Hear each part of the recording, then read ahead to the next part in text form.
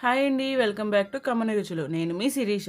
ఈరోజు మనం చేసుకోబోయే రెసిపీ వచ్చేసి ఫిష్ ఫ్రై.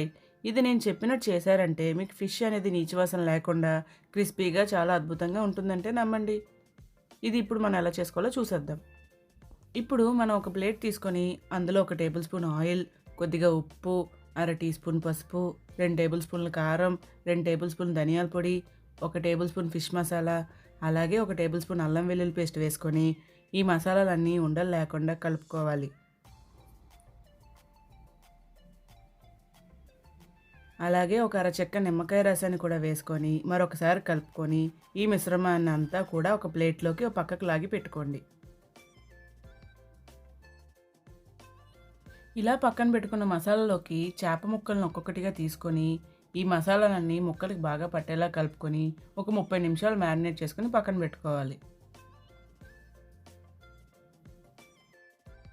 ఇప్పుడు స్టవ్ ఆన్ చేసుకొని ఒక ప్యాన్ పెట్టుకొని అందులో 1 టేబుల్ స్పూన్ ఆయిల్ వేసుకోవాలి. ఆయిల్ హీట్ అయిన తర్వాత చేప ముక్కల్ని రెండు వైపులా ఒకసారి ఆయిల్లో ఫ్లిప్ చేసుకుంటూ ప్యాన్ మీద ఒక సైడ్ పెట్టుకొని ఫ్రై చేసుకోవాలి. ఇలా రెండు వైపులా ఫ్లిప్ చేసుకోవడం వల్ల చేప ముక్కలు అనేవి ప్యాన్కి అంటుకోకుండా ఉంటాయి.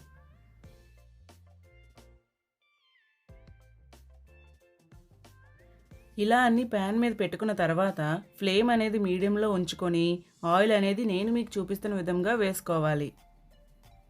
ఫిష్ ఫ్రైలోకి ఆయిల్ అనేది కొద్దిగా ఎక్కువగానే పడుతుంది. అప్పుడే మనకి ఫిష్ అనేది నీచు వాసన రాకుండా ఉంటుంది.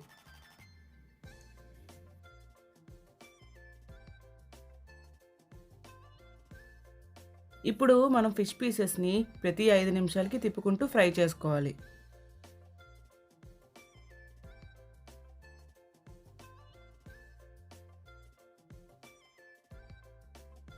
అన్నట్టు స్టార్టింగ్లో చెప్పడం మర్చిపోయాను. నేను ఈ ఫిష్ ఫ్రైకి తీసుకున్న చేప వచ్చేసి వంజరం.